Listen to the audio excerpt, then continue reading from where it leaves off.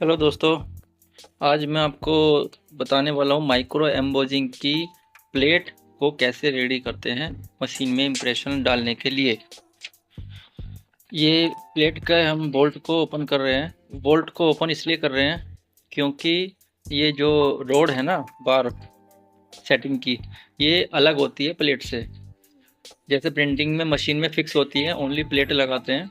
इसमें ऐसा नहीं है।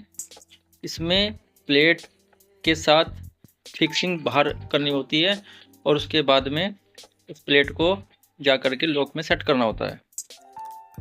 ये देखो, हम पूरी ये निकाल रहे हैं। देखो, सारे ब्लेड बोल्ट अलग अलग करके, दो रोड होती है, इसमें बोल्ट सेटिंग करके सेट करते हैं टाइट करके, ताकि ये प्लेट फिक्स रहे, लेफ्ट राइट नहीं जाए। जिस तरह से हमने एक साइड की निकाली है, और ये एक पूरी तरह से कार्टन में छोटा सा कोई बॉक्स रख लेना अपने पास में, जिसमें उसे बोल्ट मिसिंग ना हो। जिस तरीके से एक साइड की निकाली, उसी तरीके से दूसरी साइड की भी निकालनी है। बहुत इजी है, ये हमने मशीन लेके आ रखी है। ये बहुत इजी है। मैनुअली हम अगर स्पेनर से करेंगे तो बहुत ज़्यादा टाइम लगेगा और टाइट करने में भी प्रॉब्लम आएगी। इसलिए मशीन से फटाफट काम हो जाता है, फास्ट काम होता है एकदम। तो हमने देखो ये पूरा क्लिप निकाल ली है इसके दोनों साइड से। और प्लेट बहुत हल्की हो गई, 1 mm की प्लेट होती है ये, ज़्यादा स्टील की एकदम। देखो, ये अलग डिजाइन है कैरी बैग का। अभी हमें दूसरा जॉब लगाना है। दूसरा जॉब लगाना है, इसलिए हमको ये बार तो यही यूज़ करनी होगी, पट्टी। और देखो, ये दूसरा डिजाइन है। तो अभी ये हम जिस तरीके से हमने पहली प्लेट में से ये बार निकाली थी, उसी तरीके से हम ये बार को अभी वापस से सेट करेंगे दूसरी प्लेट में।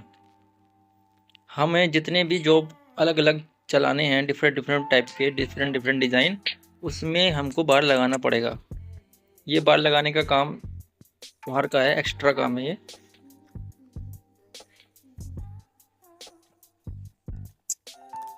ये दो टाइप की प्लेट होती है। एक प्लेट में तो दोनों साइड में होल होते हैं, जिनमें बोल्ट सेट किए जाते हैं।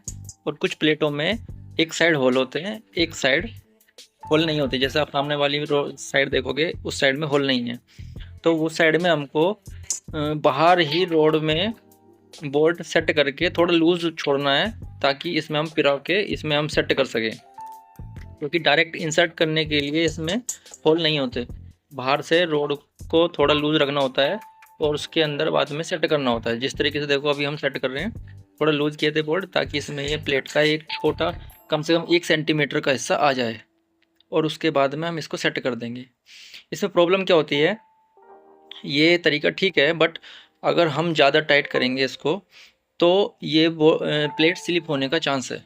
क्योंकि सपोर्ट नहीं है, ओनली 1 सेंटीमीटर पे स्टॉप है। दूसरा सेकंड ऑप्शन क्या है, जैसे ये सामने दूसरी साइड में होल दिख रहे हैं आपको, तो होल में क्या होता है, सेफ्टी होता है, एक्स्ट्रा सेफ्टी होती है। एक्स्ट्रा सेफ्टी मतलब दोनों साइड में अगर होल होंगे तो प्लेट स्लिप नहीं होगी, रोड फिक्स रहेगी उसमें। तो इसलिए हमने ये पहले का आइडिया था, जहाँ से जब मशीन आई वो लोग ऐसा यूज़ करते, तो हमने बाद में सेफ्टी के हिसाब से दोनों साइड होल यूज़ करना स्टार्ट किया बाद में। ये पुरानी प्लेट है, इसलिए ऐसा वाला है। तो हमने ये पुराने जॉब है, इसलिए पुराना हिसाब से हम चला रहे हैं। नए हमारे जॉब जितने भी है, वो हमारे दोनों साइड होल है, पूरी सेफ्टी के साथ चलाते हैं। अभी देखो, हमने दूसरी साइड हमने ये रोड एक एक करके डाली अलग अलग, और उसमें बोल्ट हम 1 बाई 1 डालेंगे, होल के हिसाब से, जैसे जैसे होल है। इसमें अलग से डालने का जरूरत नहीं है, एक एक बोल्ट होल में सेट करेंगे, फिर दूसरी रोड आगे की साइड से सेट करेंगे। सिंपल है, बहुत इजी है। एक बार करने से ही माइंड में सेट हो जाता है ये काम।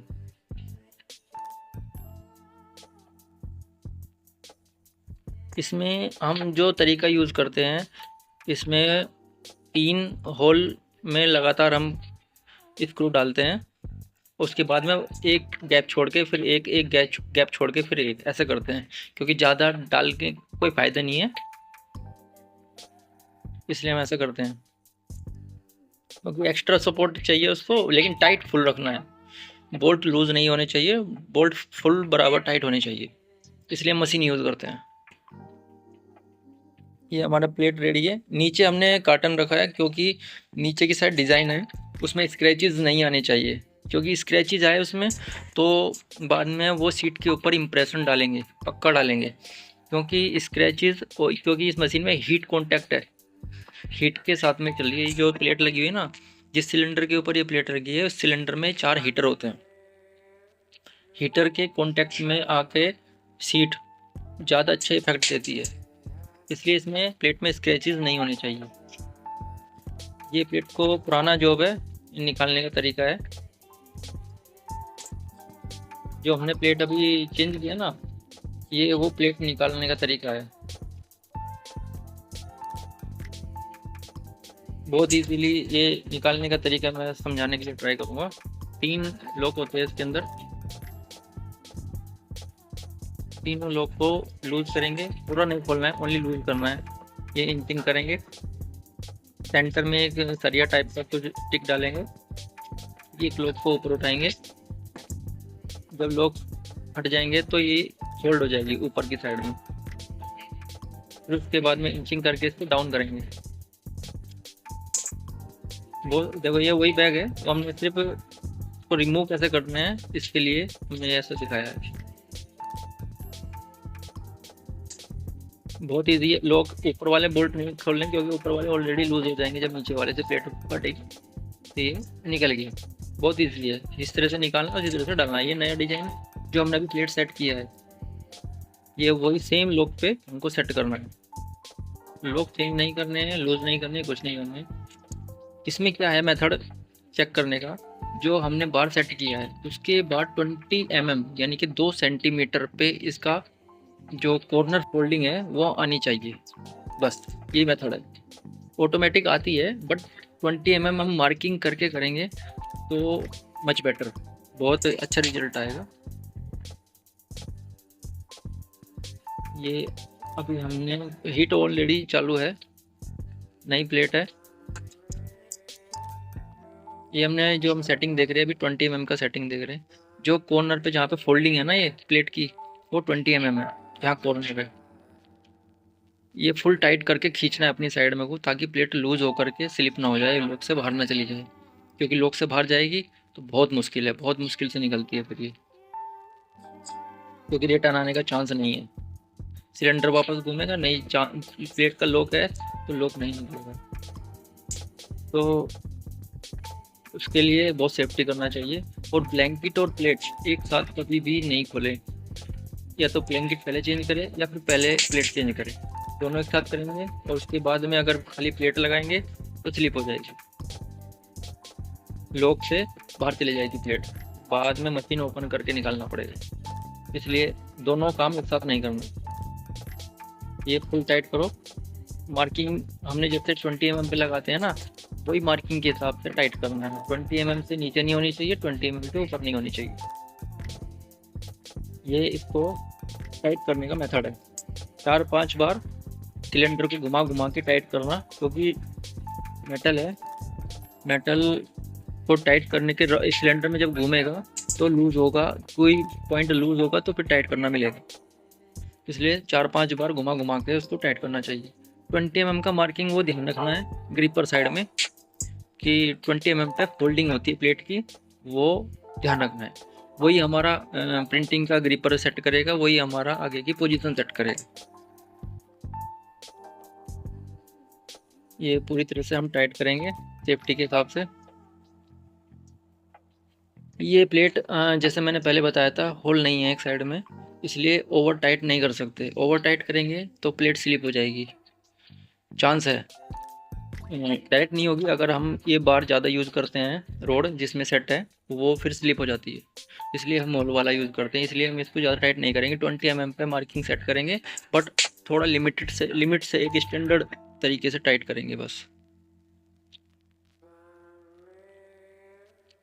ये हम पूरी तरह से हम स्टैंडर्ड तरीके से टाइट करेंगे, ज़्यादा ओवर प्रेशर नहीं देंगे इसको, क्योंकि एक बार स्लिप हो गई थी, पूरा वापस से निकाल के वापस से सेट करना पड़ा था। इसके लिए ये देखो नया डिज़ाइन है, पूरा ये बॉक्स होते हैं, बहुत माइक्रो एम्बोजिंग है इसकी, बहुत माइक्रो डिजाइन दिया है इसके अंदर और बहुत ही अच्छा इफेक्ट देता है बाद में।